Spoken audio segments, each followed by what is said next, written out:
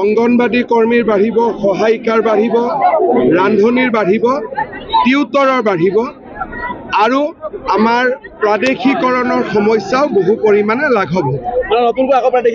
নতুনকৈ আৰু প্ৰাদেশিকৰণ হ'ব। এইটো নতুন খবৰ নলবাৰীতে দিলোঁ। নলবাৰীত কি দেখিছে এতিয়ালৈকে যেটো প্ৰথম পৰ্যায়ে আমাৰ গোটেই অসমতে বিজেপিৰ কাৰণে ডাঙৰ এটা উৎসাহৰ পৰিৱেশ। বিধানসভা ইলেকশ্যন ভাল হৈছিলে, লোকসভা তাতকৈ ভাল, পঞ্চায়ত তাতকৈ ভাল হ'ব, বিধানসভা আৰু ভাল। তথাপি আজি যেহেতু প্ৰথম পৰ্যায়ৰ কেম্পেইনিং শেষ হ'ব, গতিকে প্ৰথম পৰ্যায়ত মই গোটেইখিনি জাগাত গৈ আহিছোঁ, সুন্দৰ পৰিৱেশ। আপুনি আজি কৈছে যে এইবাৰৰ নিৰ্বাচনত ৰাইজে এই ধৰণে মাৰ এটা মাৰিব লাগে, কংগ্ৰেছ উঠিব নোৱাৰে। লুঙি ধুতিৰ চৰকাৰক মাৰি পেলাব লাগে। অৰুণোদয় চৰকাৰক নতুনকৈ চেলাইন, ভিটামিন দি একদম শক্তিশালী কৰিব লাগে।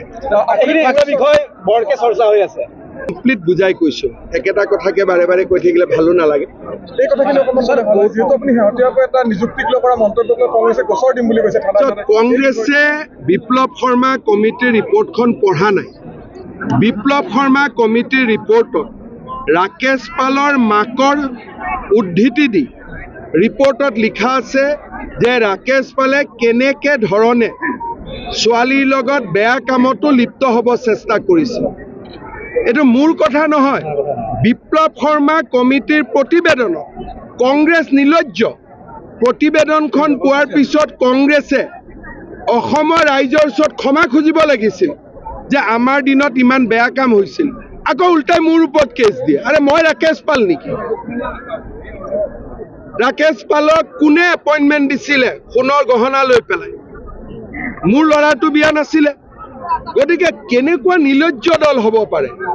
তেওঁলোকৰ চৰকাৰৰ বিষয়ে ষ্টেটমেণ্ট আহিছে, ৰাকেশ পালৰ মাকৰ উদ্ধৃতি দি কমিশ্যনৰ ৰিপৰ্টত আহিছে। মইতো এছেম্বলিত বিষয়টো পঢ়া নাছিলোঁ, লাজ লাগে কাৰণে।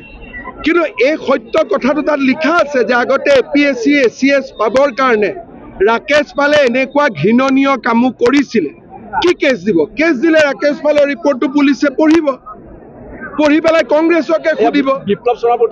বিপ্লৱ শৰ্মা প্ৰতিবেদনত সাক্ষীৰ উদ্ধৃতি দি এই কথাষাৰ মই কৈছোঁ। ৰাকেশ পালৰ মাকৰ উদ্ধৃতি দিয়ে ৰাতিলৈকে আপোনালোকে কমিটিৰ ৰিপৰ্টখন ৱেবছাইটত আছে, নিজেই চাই ল'ব। স্যাৰ, আপোনাৰ চৰকাৰ দিনত বান প্ৰতিৰোধৰ কাৰণে বিভিন্ন স্থানত মথাউৰি তথা ৰাস্তা নিৰ্মাণ কৰা হৈছে। এইবাৰ কি ধৰণে আপোনালোক সাজু হৈছে? একেলগে এইবাৰো 250 কিলোমিটাৰ মথাউৰি আমি নতুনকৈ বনাইছোঁ। যোৱাবাৰ অসমত মাত্ৰ 5টা মথাউৰি ভাঙিছিলে। লাহে লাহে মথাউৰি ভঙা সংখ্যাটো কমিছে, কিন্তু নদীৰ কাষত যিবিলাক থাকে, মথাউৰিৰ ইটো পাৰে যিবিলাক থাকে, তেওঁলোকক বানৰ পৰা বচোৱাটো কোনো উপায় নাই। কিন্তু মথাউৰিৰ বাহিৰত যিসকল থাকে তেওঁলোক যোৱাবাৰো বিশেষ আক্ৰান্ত হোৱা নাই। 5 জেগাত মথাউৰি ভাঙিছে। এইবাৰ চেষ্টা হ'ব যাতে মথাউৰি আৰু কম ভাঙে। পাকিস্তানৰ প্ৰসংগটো উল্লেখ কৰিছে। মোদী ডাঙৰীয়াই পাকিস্তানৰ ওপৰতে হওক, সন্ত্ৰাসবাদীৰ ওপৰতে হওক একশ্যন ল'ম বাৰে বাৰে ঘোষণা কৰিছে। মোদী ডাঙৰীয়াক ভগৱানে শক্তি দিয়ক যাতে মোদী ডাঙৰীয়া নিজৰ কামত দেশৰ মাতৃৰ পূজাত সফল হ'ব পাৰে। মহিলা উদ্যমিতা আঁচনিৰ আমি ধনসমূহ অসমত বিতৰণ কৰিম। কিছু জুনত, কিছু জুলাইত। এটা দিনত 2খন কৰি মিটিং কৰিলে 2 × 30 60খন হ'ব। গতিকে 2 মাহ লাগিব। 2 মাহত আমি মহিলা উদ্যমিতাৰ ধনৰাশি বিতৰণ কৰিম। এই বছৰটো আগন্তুক বিধানসভা নিৰ্বাচনক লৈ গোটেই প্ৰস্তুতি চলিব। এইবাৰ বিধানসভা নিৰ্বাচনৰ আগত মোৰ যিমান প্ৰতিশ্ৰুতি আছিল, প্ৰতিশ্ৰুতিখিনিৰো ইলেকশ্যনৰ পিছত পূৰা কৰিলে নহ'ব, আগতে কৰিব লাগিব। গতিকে পূৰা দমে কাম হ'ব।